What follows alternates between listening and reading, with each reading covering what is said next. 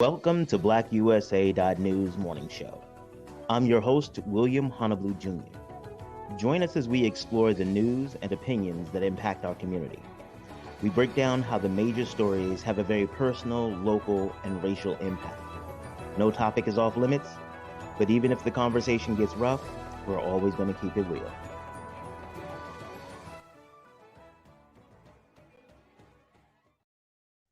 Greetings and salutations, all my people out there in internet land. How are you doing? I am William Honolulu Jr., and I have the privilege, nay, the honor of serving as the host of the BlackUSA.news morning show. And today is Friday, January 28th, 2022, and welcome. We're going to have some fun today. Today.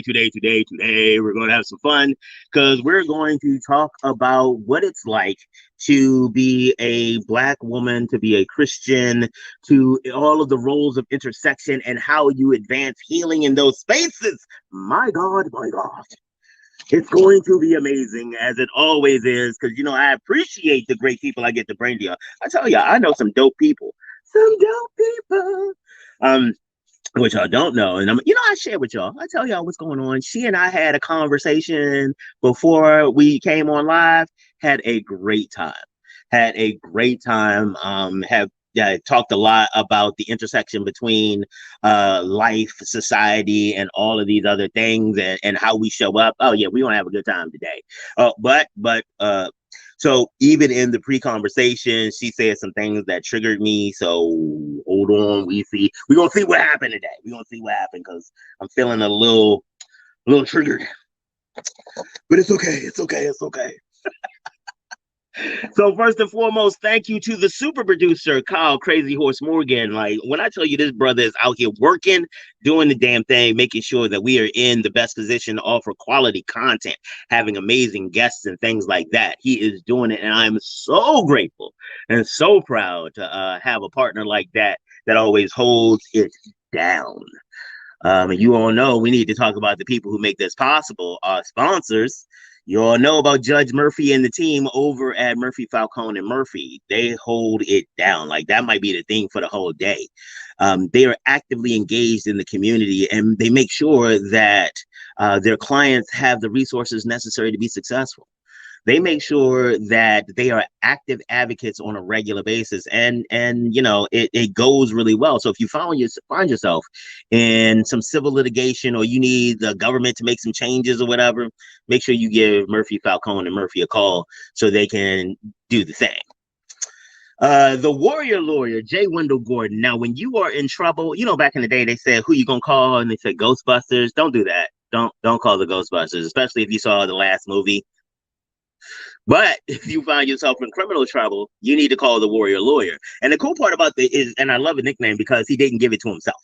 Because, I told you all the story a few days ago when I wanted to, last week when I wanted to, I was thinking about when my kids have kids, and I was telling people like, oh, I'm going to have them call me Big Daddy because I saw, Golden Girls was one of my favorite shows growing up. And Blanche's father was Big Daddy.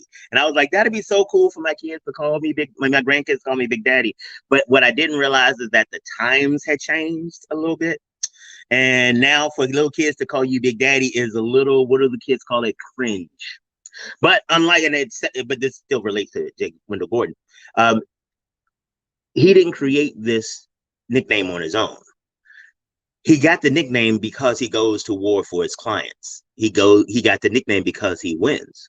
So if you find yourself on the wrong side of the criminal justice system, make sure that you give the warrior lawyer a call and have somebody fighting on your side who knows how to put it in. Darker Than Blue. Yesterday, I was saying like I'm going to Darker Than Blue. Well, this whole snow thing is really making me feel a certain type of way. But I'm going to absolutely try to get to Darker Than Blue this weekend. Hella high water, and I was told it was the cowboy prime rib. I've never had that before, but my not so inner fat kid. My fat kid is a little outer at this point. We share the same body. So because really I am svelte. I am cog diesel, but the fat kid, he's here too, and so us together makes us a little fluffy. You about that?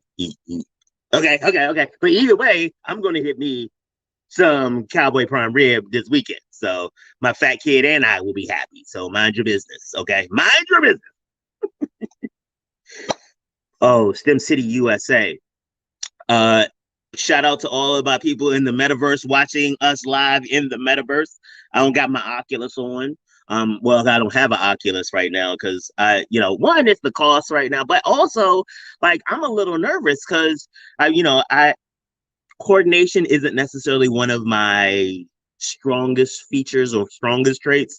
So in my mind, I'm wearing the goggles, walking around my actual house, falling down. That doesn't make me feel good. Like that seems like something that's gonna. But for those of you all who are coordinated, go ahead and enjoy the metaverse because we are one of the first Black multimedia organizations to stream on the metaverse. Yes, ma'am. Yes, sir. We are. And we're really proud of it. But I'm gonna get in there with the metaverse with you soon. But we want to say thank you to Dr. Tyrone Taborn and his staff for always being on the cutting edge of not just being on the cutting edge of science and innovation for them, but they always bring that back to the Black community and make sure that we don't get left behind. That is really important, more now so than before. So, I always want to shout out people who do good things. Edible arrangements, yeah, buddy. Anytime you got something to celebrate, you need to stop by Edible Arrangements. Now, if you want to celebrate for me, what do we get? William likes pineapple dove with white chocolate on it. Oh, and also found out you can get one at a time. They just look at you real weird when you do it. You gotta, and they had to. The one lady had to go ask the manager just to make sure because she thought, but there's nothing wrong with people who come and ask for one piece of chocolate covered fruit. That's okay. Don't judge them. Don't do that. That's disrespectful. Don't do it. Just stop. But if you will need to celebrate something, please don't hesitate to go to Edible Arrangements, especially their locations in Govans and Randallstown, and also the location in Pittsburgh. Big shout out. And the Grinding Gang, my business. We help you take it to the next level.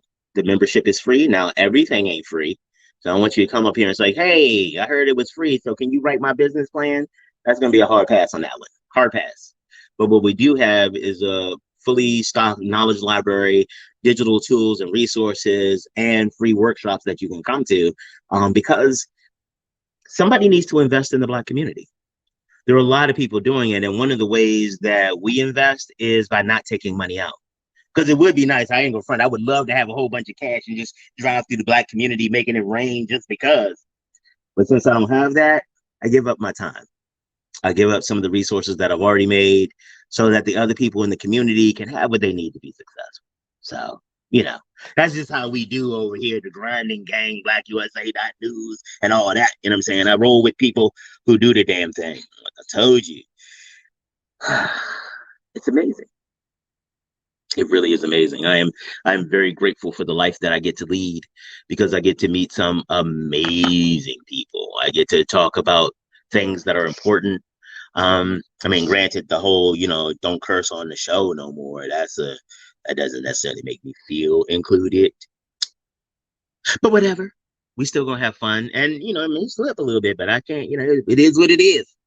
Want to just recap yesterday's show too. Big shout out to Commissioner Tanya McKenzie from the Los Angeles Human Relations Commission. It was a great chance to talk about violence and to talk about how to prevent violence in our community, but also to talk about the resilience of women and how important it is that we have social support networks and familial networks. Well, it's important that we have social support networks, especially when our familial networks fall down, especially when, some of the people in our community or some of the people that we get down with aren't really, they may be toxic, they may be dysfunctional. And in our relationships with them, all we may have learned was dysfunction. And so once you know better, you should probably try to do better. We talked about therapy and how important it is to make sure that you are living the life that you want to live. And it was awesome. So if you didn't catch the show yesterday, Commissioner Tanya McKenzie, check that show out. It was great. I'm sure it's not going to be as good as today's show because I got Cassandra up on this joint today. She's gonna get, you see, y'all don't understand who Cassandra is. She's gonna get biblical on y'all. She's gonna get social on y'all. She's gonna get civic on y'all. It's gonna be crazy. But we go. See, I love teasing you all that she's coming because you're like, oh, where is she? Why is she? And like, nope, you guys still got to wait. I still got stuff to say. The beauty of having my own show, I can say stuff. Ha ha ha. You have to wait. You have to wait. But we always got to make sure we give our shots out. Big shout out to Misha Sutton, a really great friend of the show, a great friend of mine, one of our previous guests, holding it down in Baltimore County Public Schools. Hopefully, the snow isn't going to be bad today. You all won't get trapped in school. I wish they could have given you all a snow day beforehand, but they are who they are. Good morning, Michael. Michael from Tampa says good morning. And also a big shout out to Brian Oles and the team at Black Speakers Network. Black Speakers Network has been a great partner to not just the morning show, but to the channel and also to the Black community in general. I know that Brian has gotten more information on the street for Black people than a lot of other organizations that I know. Actually, if I'm not mistaken, our guest today is a product of the Black Speakers Network. And so let me introduce you all to Cassandra Hill. She is known as a healing agent. She is, a Christian holistic wellness influencer. See, that's what got me. That's why I was having problems with it. That's a lot of stuff put together. Because I know what Christian is. I know what I know what wellness is. I know what an influencer is, and I see all of them together. She is also an author. She is also a person who is living with disabilities, and we bang with that here. And we always make sure that we provide platforms to tell the story. So I'm getting all excited. I'm getting all hyper. Okay, calm down, because I have to be. I would, I'm a lie. I was about to lie to you all. I was gonna say, I have to calm down and be professional. But if you tuned in expecting some professionalism, you clearly have not watched this show before.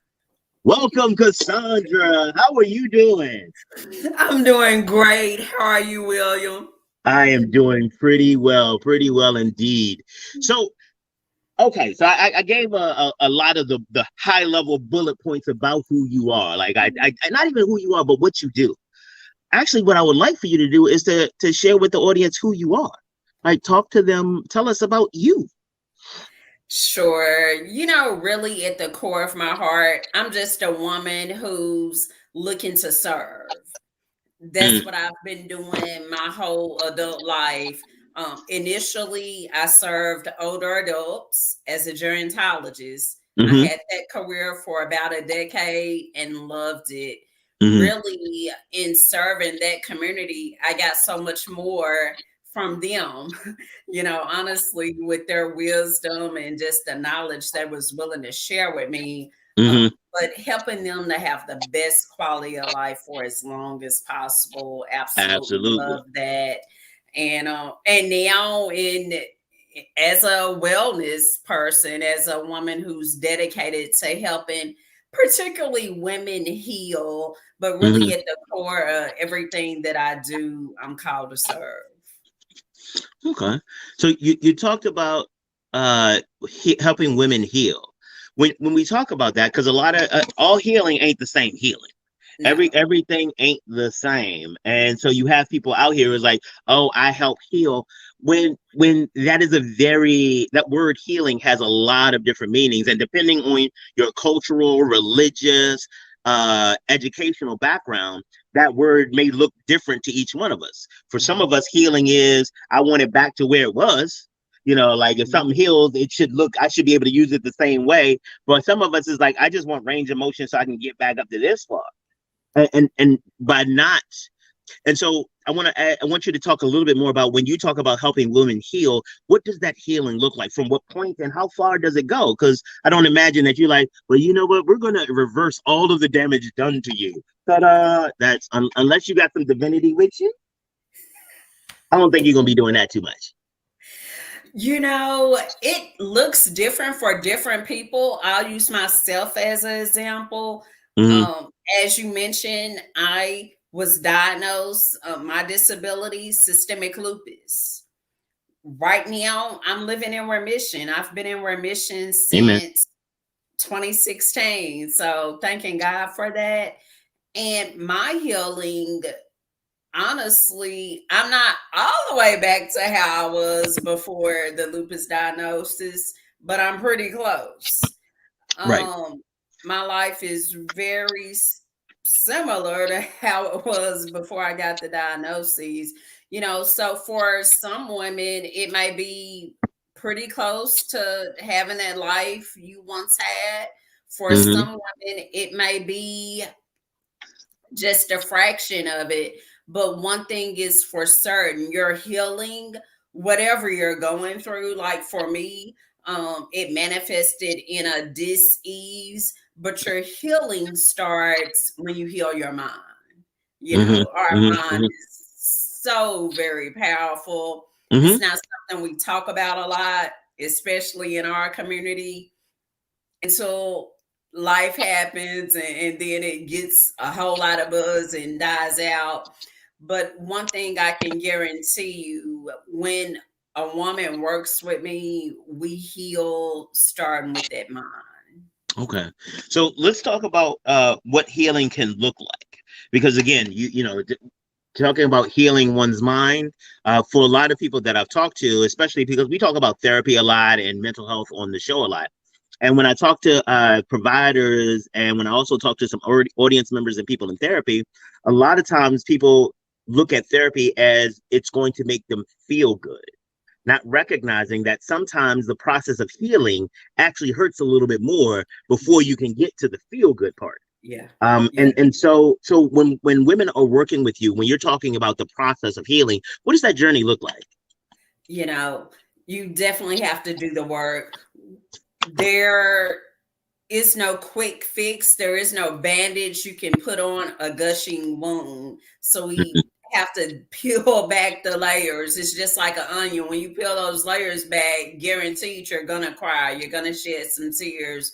Mm-hmm. So we peel back those traumas, those things that you think are normal because we experience so much on a day-to-day basis, and we Mm-hmm. don't validate it as trauma, but it's Mm-hmm. trauma. When right now, Black women, yeah, we're the most educated group in our Right. society, but guess Right. what?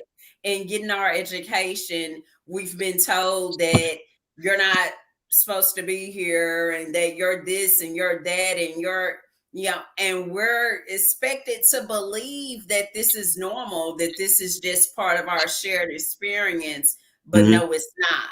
That's traumatic. For you to be told that you're less inferior, that you're less whatever, we Mm-hmm. peel back the layers to that, and we identify how that's affected you. Mm-hmm. So it sounds like you start heavily in kind of a social emotional context. So Yes. tell me a little bit about the type of women that you work with. Because everybody, most of my friends are female, except for my frat brothers and some family members and a couple of random dudes. Fuckers in my right. There you go. Already cussed. All right. Well, wheels are off now. I'll be damned.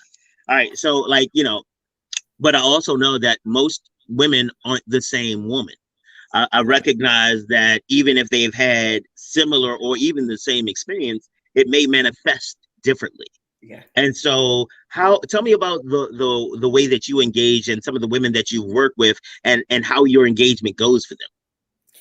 Normally, I engage with women who identify with a former part of me, honestly. Ah, That professional woman who quote unquote has success mm-hmm, in her career and she's doing well, or even in her business is doing well, but is so overwhelmed with stress in her life, mm-hmm, and the neglect has just become normal in her life, because a lot of times we've been told it's on us to take care of everyone. It's right. expected of us. And so we just put on that cape and keep it moving. So normally the women I work with, I can relate to, because I was once them, Part of that experience. yeah, just going through that corporate and just want to break the glass ceiling, and just feeling like Well, because you've been told you have to work 10 times as hard to get what the next person just gets handed to them. So Yes. a lot of times those are the type of women that I attract. And one of the things we do in working together, that's why there's an emphasis in my business on being a Christian, because when you know your worth, who you are in God, what he has for you is for you. Okay. Yeah, you might have to put in some work. You're going to put in some work, but that doesn't mean that you work yourself to exhaustion. You work yourself almost to death to get what he already has planned for your life. Absolutely. And, one of the things that I often talk about is that, the verse that says faith without works is dead. Can't remember that off the top of my head. But I think when people are engaging, particularly business from a Christian perspective, a lot of times they treat God and treat Jesus as a genie. It's like, if I just pray and wish hard enough, it'll come true. Yeah. And then they get angry at God with like, well, I've done everything I'm supposed to, and this hasn't happened. It's like, okay, I never said it was going to. You said that. Don't be. And this is one of the things I found happens a lot. You have people who make up their own narratives and call the stories in their heads gifts from God. It's like, no, God didn't give you that. The chili you had did. That's not God. That's chili. Yeah, your whole idea smells like beans. Stop playing. That's not God. God don't smell like beans. Um, One of the things you talked about is about women who find themselves in corporate context and then feel overwhelmed. One of the things that I recognize is that the current corporate context isn't for women and isn't for Black minorities or people of color in general, because the themes around it are the ones that you're talking about. It is high competition. It is, we need to do everything. You need to keep pushing. You need to, you need to, you need to, you need to. And honestly, that is not the way, particularly most women and people of color are set up. We want to find out who you are. We want to develop a relationship. It's not just transactional. But we find ourselves many times in this incongruence where we are in this corporate or this business context where authenticity and authenticity and genuineness are not valued, but slick whatever is. So and I see that specifically for a Christian woman trying to get into authorship and public speaking with the autoimmune disorder. Like, all of that comes together, and so you literally become the thing that you were trying like you're trying to help. So how do you navigate the intersection of all of those roles and the different expectations on you from all of those roles? It is a struggle at times. I'll be honest with you. For me, when I started entrepreneurship, I came from corporate. Mm-hmm. And although honestly, I never felt like I was a great fit for corporate, but just one of those stereotypes, you go to college, you get the degree, and once you get a master's, it's just what else are you going to do but not go into corporate? Right. So for me, when I did transition into entrepreneurship, one, it was definitely a God thing, because initially I'm like, I miss a steady paycheck, knowing I'm gonna get paid, and this kind of thing. Uh, So for me, my journey and everything that I've done, it really has been a faith walk. Because this isn't what I pictured for myself. I'm so happy this is what I'm doing. It's been a blessing. I love it. But in juggling what I do, I definitely use my faith to guide my steps, determining what I'm gonna take in speaking engagements, in mhm. what I'm gonna write. Because sometimes what's popular, might not be a fit for you, and you say no. And it's been times I have turned down things that weren't in good alignment for me. Right. So I would say my faith plays a part in it. And Mm-hmm. then to my self-care, because anyone that I work with who doesn't understand when I need to give myself rest, Mm-hmm. relaxation, and everything, we're not a good fit for each other. Absolutely not. So those foundational things play a part, and then just a person's energy. Mm-hmm. It says a lot. A lot of times people show us who they are, we just don't believe it. Well, sometimes it's not even believing it. We are comparing it to things that we have learned from before. So if every time, and some of this is trauma related. So if every time somebody in the past has said, oh, I think we should start talking about moving in. And every time that's happened in the past, like 3 months later, a relationship is over. If you start telling me like, hey, I think we should move in, I'm like, oh no, no, no, no, no, no, no, no, no, no, no, no, no, no, no. Okay. Oh God. Oh God. And even if I move with it, we are taking some of those lessons that we've learned other places with us. So actually, we got a question real quick from Brandy. How do you explain your self-care to others? Because that's a really good point you made, that your self-care in your business journey is part of it. You have made this decision that you are not going to sacrifice your health and your well-being for the dollars. That's terrific.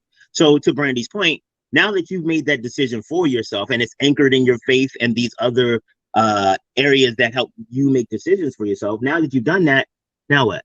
Like, how do you explain that to somebody? Because I know a lot of people's like, well, I paid you money, so your whole self-care thing, I need you to care for yourself when it's not on my dime.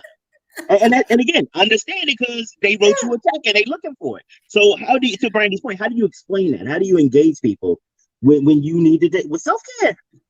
Yeah, perfect example, because I had a company reach out to me about a project that was actually looking for a gerontologist for this wellness project. And of course, I was the perfect fit. And so I'm like, okay, one, I'm going to need extra time. I know normally this can be done within a couple days. I'll probably need a week or two to finish. If I do have to travel for this, I'm gonna need rest breaks, because for me, travel, especially if it's a long distance, I need time to recoup from that, because one of the things with having any type of autoimmune condition, keeping your immune system strong is so important, which right now is important to everybody with what we got going on. Sorry, you ain't never lied. But I just explained it to them, well, I'll need this amount of extra time if I travel, factor this in. Once I get there, I'll need like a day of rest, just to keep my body refreshed. Because I want to give you the best. I can't give you the best on empty. And I want to have at least some good left over for somebody else after you. Yeah. But also recognizing the balance. It's really cool that you have recognized the balance between those things. It is like your client's desires, your mate's desires, your other people's desires are just information upon which you make decisions. It's not defining of you. You don't, and a lot of times this happens at work, places where there are power dynamics, some relationships, and also at work, where it's like, oh, I can't afford to not make this person upset. I need this person. My evaluation is coming up, or our anniversary is coming up, or something's coming up, or I don't want to lose the benefits that I have. And so, I'll start just, okay, I'll do whatever you want, and I'll give up my self-care because I have valued my paycheck. I have valued our relationship more than I have valued me. And what I have found is that when you start doing that, now what you have done automatically is given that person or that organization an opportunity and a rationale to discount you. Yeah. And you also don't model for them how to love or treat you. Because if you treat you like that, why would I treat you better than you treat you? Yeah, you're not, and then another thing you do that's just like your vehicle. You driving along, you're going here, there, everywhere, and you never put gas in the vehicle. At some Mm-hmm. point, you'll get in and it won't go. Right. And a lot of times we don't think about it. We wait until we're like crash, burned, Or and do you then stop us on the side of the road? Your engine stalls. you know, and it's like, oh my goodness, how long did you think that you could not put fuel in and expect to go?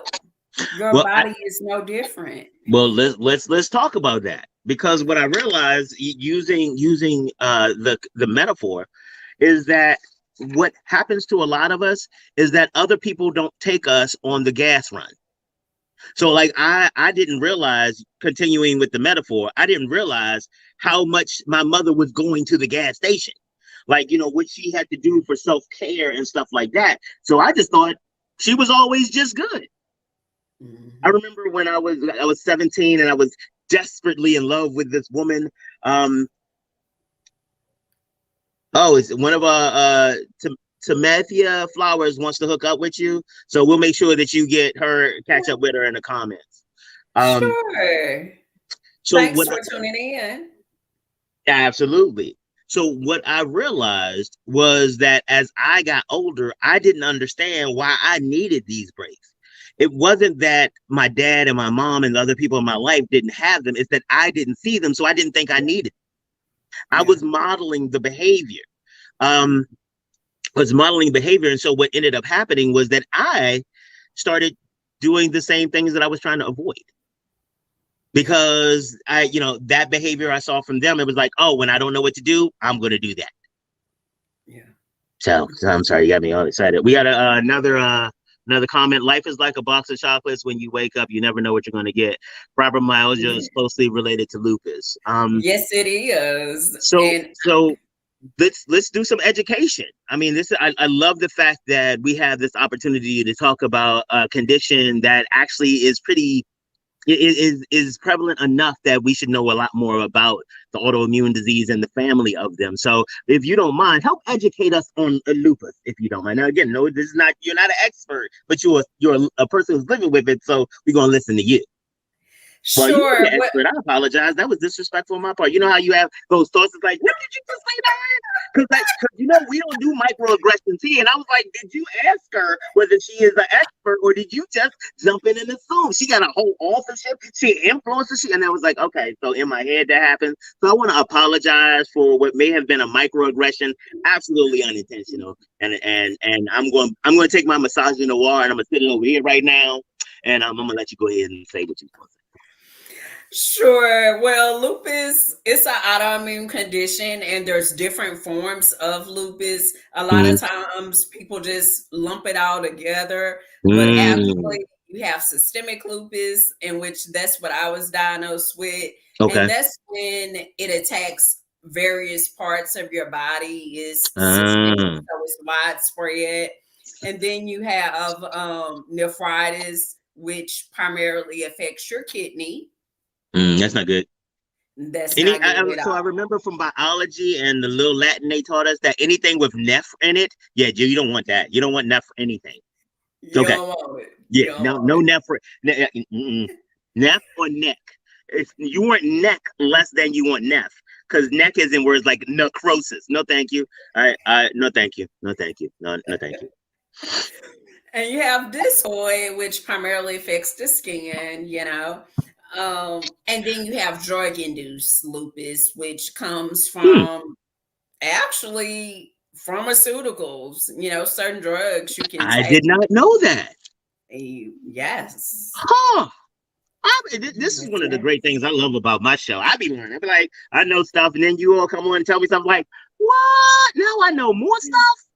Yeah. Be out here smart as hell. So again, Can you talk to us about, your journey as it pertains to lupus? Like what happened with you? How did that pop off? And again, if you don't want to talk about it, then you probably shouldn't have come on the show. But so like, well, now we're here.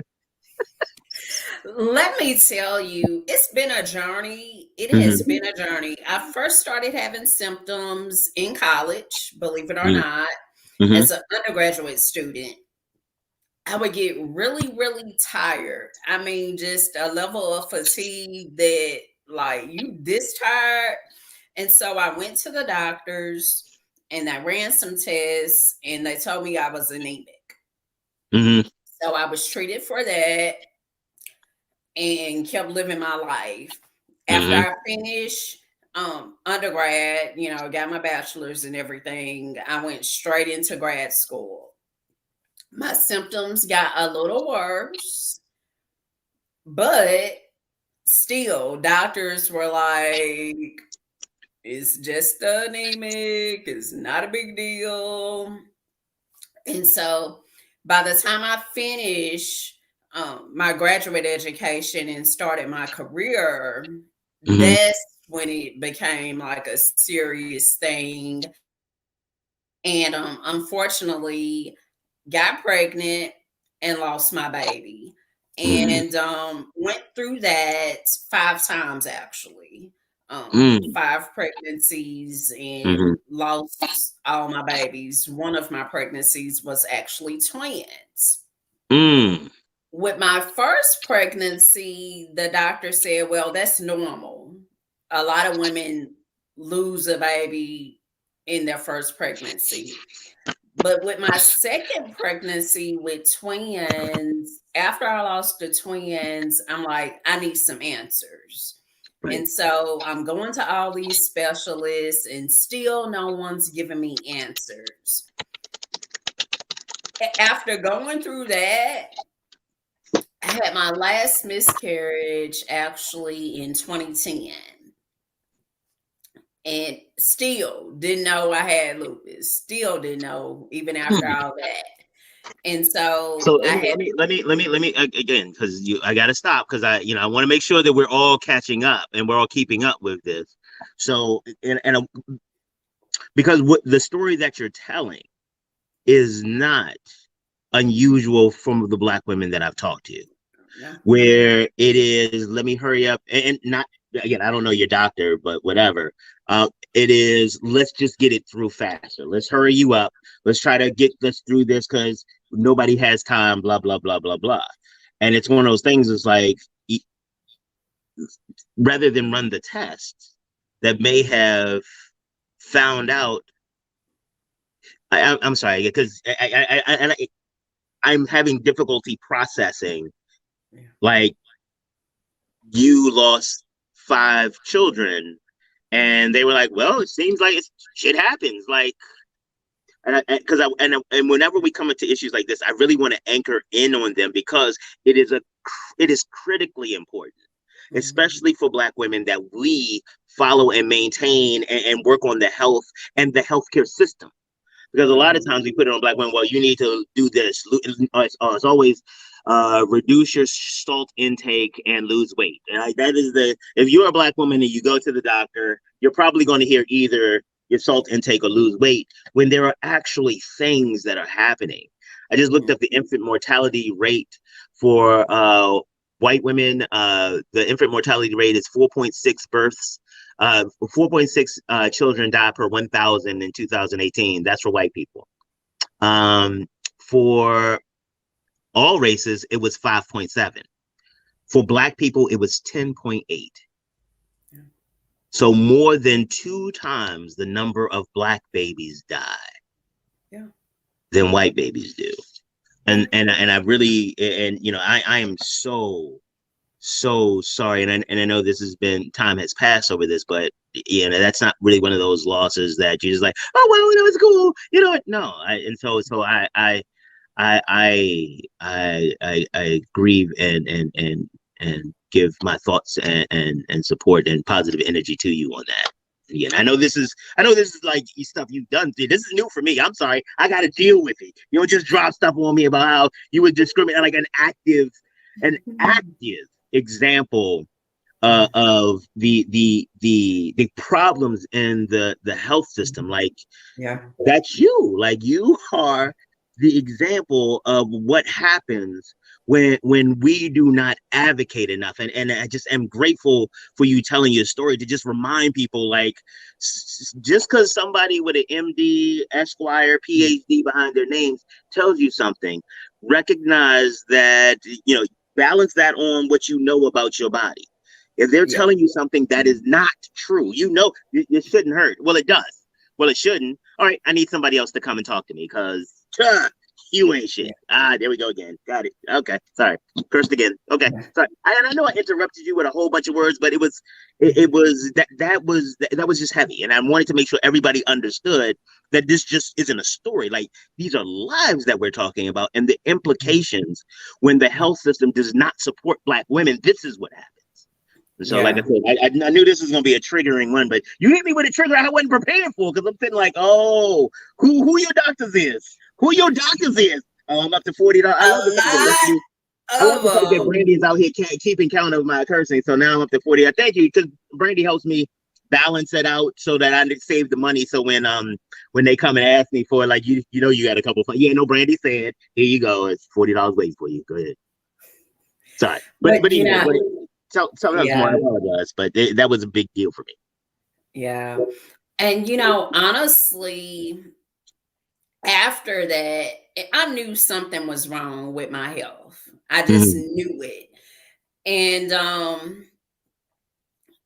a couple years went by, and I started having medical problems again. And I said, you know what? Because as you mentioned, my background, gerontology. So study of aging, I knew. This not so much. But thankfully, that background, I knew how to do medical research. So I requested all my medical records from every doctor I had ever been to. And I started looking at it, and I'm like, oh my goodness, it seems like my body's attacking itself. And so I started studying autoimmune conditions. And when I started learning about lupus, it was just like, I couldn't believe a doctor had not tested me for lupus. I'm like, oh my goodness, why would I not get tested for this? Because I'm like, textbook, like, you don't even gotta do it's like when they put the checklist beside you, they're like, oh no, this is her right here. And so I went to my doctor. At that time, when I was doing the research, I was in Atlanta. So I went to my doctor there in the Atlanta area, and I told him, I said, you're running that ANA test on me. That's what's called an anti-nuclear antibody test. So had that ran before the results could even get back. I ended up in the hospital. Let them know what was going on. Had them to run the test, and of course, it came back positive. And that's when I was diagnosed with systemic lupus. But to all the ladies who's listening out there, one thing I can tell you, no one, I don't care who it is, doctor, nurse, no one knows your body better than you. I went over 10 years misdiagnosed, being anemic, when I really had systemic lupus. And God knows, I probably would have never gotten the diagnosis if I hadn't did the research, So your body, and you just dig. You find someone who can support you, whether it's myself or someone else who can support you, and listen. Actually listen, because that's what's happening. They're not listening to us, because this strong Black woman. And it's nothing wrong with being a strong Black woman, but guess what? Being a strong Black woman does not mean that you're destined to live with pain, that you're destined to just put all these things on your plate. That's not what being a strong Black woman is about. You're a strong Black woman when you make yourself number one. It's one of those things that when we look at it in other metaphors, it makes so much more sense. So having a strong building isn't, you don't show its strength by continuing to hit it with stuff and see it doesn't come down. See, this is how we show it strong. We just keep trying to knock it down, and when it doesn't get down, we see how strong it is. No. One of the things that with things that you value, you care for. Even the strong things. Like if you have a car that's, a muscle car, yeah, you take care of that a lot more because it needs the care. The stronger, we call Black women strong, but the way that we engage them is that they're disposable. It is not your strength necessarily that the world clamors to. It is the fact that you will let the world use it, and then when the world is finished, the world would discard you.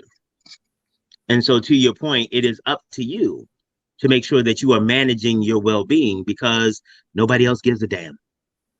And even the people that give a damn, especially now, they ain't got it to give. Because there's a lot of support that I want to offer my friends, but in the middle of me surviving the plague on my own, like, it's taken a lot of my personal resources to just keep my mind right.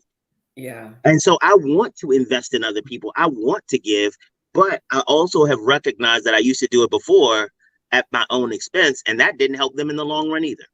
No. Then we both end up messed up down the road. Yeah. Yeah. We're both drowning,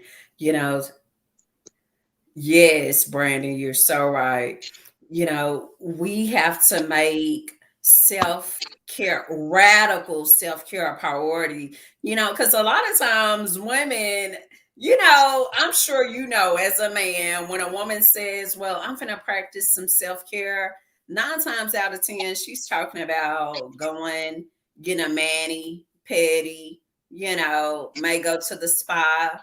Nothing's wrong with that, but self-care is those things we do on a day-to-day basis. We're not getting manis and pedis every day. Wait, let me make sure I'm good, because are you saying that is not those things, but it includes more than just those things?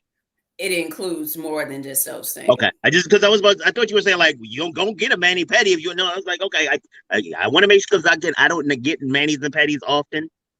And not as often as I would like, because now don't get it twisted. Because okay, so let me be honest. I know you were talking about something, but I have a Y chromosome, so sometimes I can't stop myself from talking.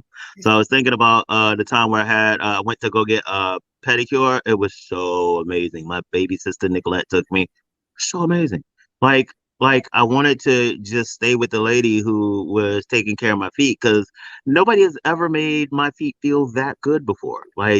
So I just wanted to make sure that you're not taking that away from self-care, because I'm like, oh, ma'am, we're going to get you out. You're not a good guest anymore. I'm sorry. You got to go. If you're talking about that I can't do that in self-care, this is not a show for you.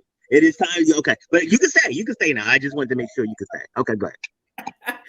But yeah, it's the things we do every day. And that's just the whipped cream on the top. It's, right now I'm on this show, and before we got on, I made my smoothie, because that's something that, hey, it's going to give me good nutrition. It's going to fuel my mind, my body.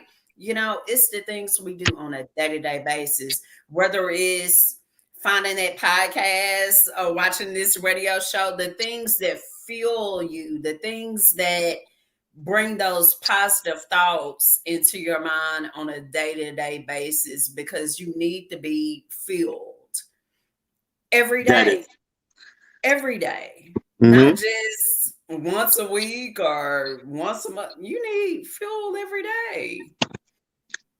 So one of the things that is also a thing that I have found plagues Black people a lot is this concept of selfishness. And what I have found is that most of the time when people say you're being selfish, it is that you are not meeting my needs. You are not doing the things that coffee in the morning. You are not doing the things that I need you to do so that I can feel good, or you are not living up to the story in my head about how you should live or how we should be engaging. And so it is this definition of selfish, and especially for Black women, being called selfish is a hurtful insult. At least that's been my experience, because most Black women are so selfless and they're so giving and so engaging and things like that. So to say like, well, you're being selfish, like, oh my, like, I've done all of this, and now you gonna come through and tell me I'm selfish? But what I have also found is that also sometimes is triggering, because it is how narcissists and other abusers pull you in.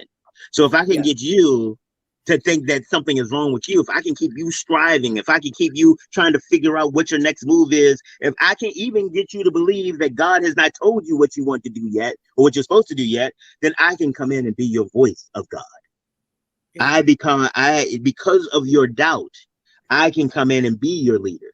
Because the one thing that abusers tend not to do is to show doubt.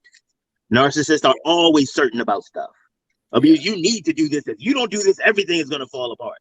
I mean, shit, look at our, there we go again. Look at our previous president. Everything was every conversation he had, every statement he made was hyperbolic and exaggerated, because that is the world that he created in his head. So as we come out into the real world, a lot of what you're saying is, again, anchored into what stories are we telling ourselves in our head? What decisions are we making? How are we focused on developing ourselves and developing the resources that are necessary to be successful and being able to make those decisions? So you know what? We only got a few minutes left. And we have a tradition on. So there are two things that people do on my show. One, you can't come on if you don't leave some of you here, and you have met that bar. You have shared with the audience. You have opened yourself, and you have left something for us to learn and grow from. The next thing that we do here is shameless self-promotion. But I don't feel like you have been shameless enough. You have mentioned yourself on the side, and I like the way you snuck in with all like, if you want something, you can work with me or somebody else. I was like, oh, that's so polite and professional. Damn that. We don't do that here. You better tell these people how they can get you some money. Go ahead, tell them. We start with buying the book, because that's the easy thing. Just jump on. I'm sorry. See, I'm telling you. I told you to do it. Then I jumped in. Go buy her book. Go to Amazon. Sorry, I get excited about stuff. I get excited. I get excited. Excuse me. My company, Holistic Living Consulting, there, if you go to my link tree, Hiller Cassandra, if you go to my link tree, you'll find all my services, whether it's wellness coaching, supplements, CBD, my books, everything you need to live a healthier Wait a minute. Did you just sneak in? See, because I realized that you do the Black women branding thing. You put it all together to make it sound like. But did you just say you 420 friendly? Yes. For other reasons, we're going to bring you back on the show again and have a different type of conversations later. But it's okay.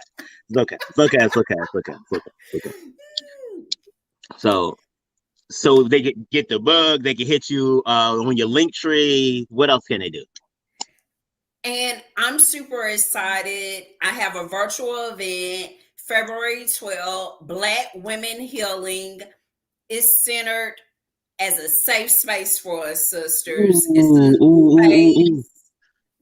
And I'm sorry, I'm excited. I'm like, so let me jump ahead. I need you to go ahead and send me pictures and electronic slides and links, because I feel a little disrespected, because I think it's my Y chromosome why you haven't shared this with me already. Because just because I have a Y chromosome, I got people who have 2 X's. I can share with them. You don't even know who I know. I know a whole lot of women. Ew.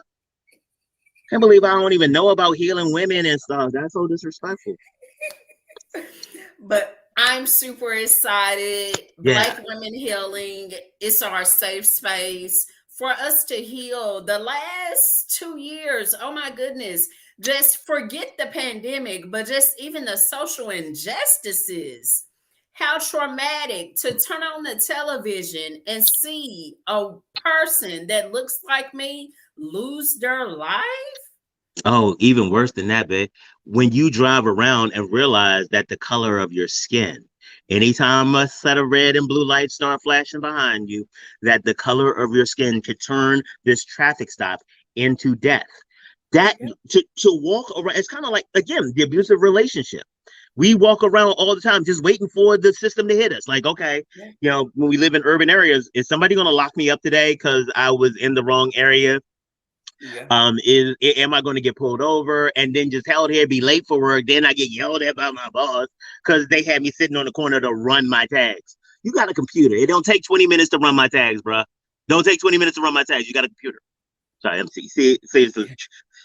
I get worked up. This is why I'm glad I have this show, because I don't know how much therapy I would need without it, because there's just a lot of stuff I need to say, and y'all let me say it. Yeah, I appreciate you. Thank you. I apologize.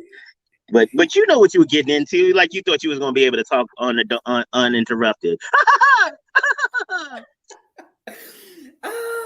But if you go to my link tree as well, the link for the Black Women Healing is there. I look forward to supporting us and healing from the inside out. This is our time. This is your season to become the best version of yourself.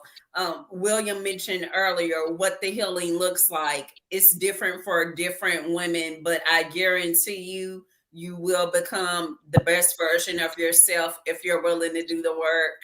Because I'm here to help you in doing the work and showing the world your best self. So make sure, one of the things I'm going to ask you to do is, when we get off here, go ahead to the BlackUSA.news Facebook page and find this post and put your contact information in this post in the comments, because I want this joint to be perpetual. I want them to just be, oh, I'm watching, let me just click this link in the comments, and then I can make sure that they get it. That's, we gonna do that, because I tell you all the time, when you meet good people, when you meet people with a story that you can learn from, people that you can build and collaborate with, keep them people around, because some of these people out here is trash. And so when you find a good person, you want to keep them, because the rest of them are trash. And I said it. And I don't think they're watching, but if you are, you know who I'm talking about. And yes, you are trash. I said it to you, and I'll say it to your face. I know you're not watching now, but you know what? I'm going to make a clip of this, and I'm going to send it to you. I'm going to take out this part right here. I'm going to send it to you, because you know you trash. Don't do it. Don't do it. On my nerves. I'm sorry. Oh, but also don't forget Tamathia Flowers. She hit you up. Her contact information is in the comments as well. So you got to go to the comments anyway, because she's trying to holler at you. Yes. I can't wait to connect with you. Cool. And the gang. Cassandra, thank you so much. I didn't even realize we wrapped up on time now. Dang. Woo. This is wild. I had a good time. And I want to thank you for inviting me to your stage. It's been a delight. Even like before the show, the pre-show was off the chain. Y'all don't even understand what be happening in the pre-show. Oh, like, honestly, I want to start recording a pre-show and have that, but that'll be for my OnlyFans page. That's not for the regular public people. That's not some of the things I say on there is not Facebook or YouTube appropriate. That's just, but the funny part is, like, they already know. They're like, because I keep getting people asking me, like, okay, so when is the OnlyFans page coming? And I was like, I won't be naked, right? And they're like, oh, hopefully not. But yeah, I kind of figured that part. You didn't really strike me as the boom chicka boom boom kind. So yeah. So but on OnlyFans, that's gonna be why I say all of the things. There's no fines on OnlyFans. Sorry, just calm it down. Cassandra, thank you very much. You have been a wonderful guest, and we're looking forward to the next time you come to the show. Well, thanks so much. It's been a delight. Yay. All right. Have a great one. You too. Oh, ladies and gentlemen, boys and girls, children of all ages, we again had a great time. Thank you so much, Cassandra Hill. If you all are out there, particularly our Black female audience members, make sure that you go and hit her up, get the book, go to her website, see what's going on. Worst case scenario, you spend some time getting to know something about a great person. Even better is if she can actually help you and you can become the best version of yourself. Well, made it to the end of another show. Don't forget, on Monday, we have Mental Health Monday with Shannon Battle, the I Can lady. And guess what we're going to talk about? Being Black while working. Mm, mm, mm. All right. We'll be black on Monday.